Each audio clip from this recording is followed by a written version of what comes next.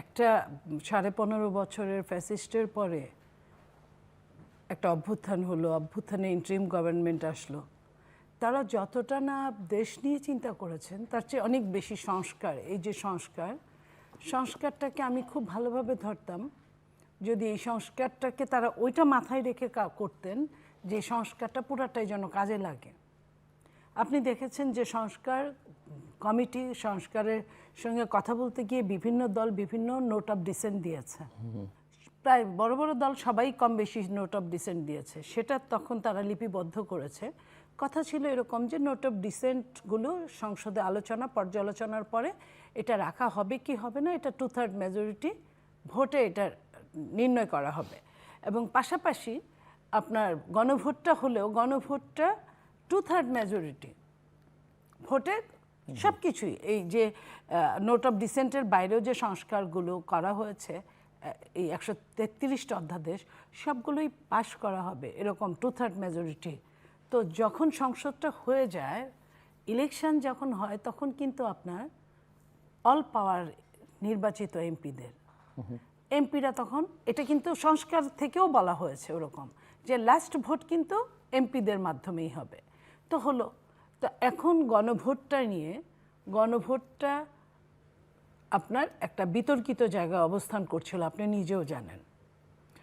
যেটা হলো সংবিধানে এটা ছিল না, এটাকে আনা হয়েছে এবং তারা এই গণভোটটাও যে কাজ করবে আপনার ওই সংস্কারের 133টা এইসব অধ্যাদেশ পাশ করলে একই কাজ করবে। তো গণভোটটার আলাদা কোনো কিন্তু ভ্যালুস এখানে আপনার মনে হয় না যে এইভাবে করে, অথচ তারা এখন বিরোধী দল একমাত্র গণভোটটাকে অবলম্বন করে বসে আছে এবং তারা বিভিন্নভাবে থ্রেট দিচ্ছেন যে কোনো মূল্যে গণভোট পাশ করতে হবে। এবং যেদিন শপথ নেয়, শপথের নিয়ম হচ্ছে আপনি একটা দিনে একটাই শপথ নিতে পারবেন, কিন্তু বিরোধী দল 2বার শপথ নিয়েছে। গণভোটের জন্য 1বার শপথ নিয়েছে, সংসদ সদস্য হিসেবে 1বার শপথ নিয়েছে।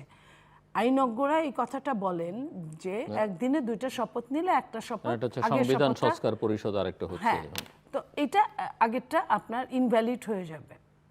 তো ইনভ্যালিড যদি হয় তাহলে সংসদ সদস্য থাকতে পারে না।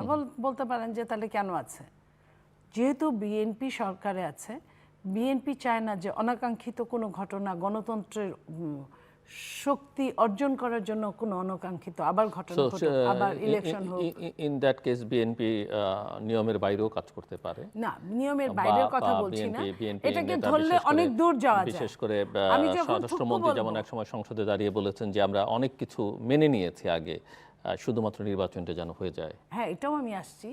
আপনি যে কথাটা বললেন, একটা নির্বাচন ডিপেন্ড করে প্রায় 2-3 হাজার কোটি টাকার উপর। একটা নির্বাচন ডিপেন্ড করে সন্ত্রাসী কার্যক্রম কতটা হলো না হলো এইসবের উপর, অনেক কিছু নিয়ে একটা নির্বাচন। সেই নির্বাচনের পথ পেরোনোর পরে আবার বাংলাদেশে যে আরেকটা সলিড নির্বাচন হবে, নিরবিচ্ছিন্ন নির্বাচন হবে এমন বলা যায় না।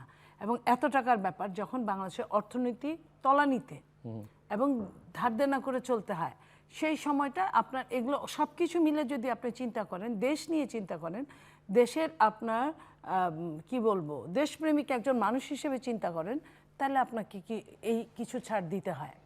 সেই ছাড় দিতে গিয়ে আপনার যে কথাটা আপনি আমাকে একটু খুঁচাই দিলেন যে নির্বাচনের আগে সব কিছু মেনে নেওয়া, 15.5 বছর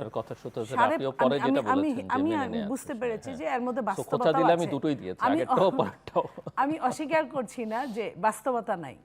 বাস্তবতাটা হলো এরকম, 2 বছরের অনির্বাচিত সরকার, 15.5 বছরের তথাকথিত নির্বাচিত সরকার, এই সব মিলায় প্রায় 20 বছরের যে একটা টানাপোড়েন, 18 মাসের ইন্টারিম সরকার, সব মিলে প্রায় 19 বছর এই টানাপোড়নটার জন্য। এবং আপনি নিজেও জানেন, আমিও জানি, এখানে আমাদের আরেকজন সহ আলোচক উনিও জানেন যে এই নির্বাচনটার আগে কি পরিমাণ প্রতিবন্ধকতা ছিল। নির্বাচন হবে কি হবে না, ইলেকশনের আগের দিনও, সকালবেলা ইলেকশনের দিনও একটা কনফিউশন ছিল। সেইখানে বিএনপির অনেক কিছু তারা ক্লুটা দিয়ে রেখে গেছে, কিন্তু অনেক কিছু তাদেরকে বলতে হয়েছে। সেই বলতে হতে গিয়ে পরবর্তীতে বলেছে যে ওই মুহূর্তে আমাদের সামনে নির্বাচনটাই ছিল। কারণ একটা দেশের আজকে 18 মাসের Fair ওই enough, সরকার thank you. এবং আজকের সরকারের মধ্যে কিন্তু অনেক পার্থক্য। So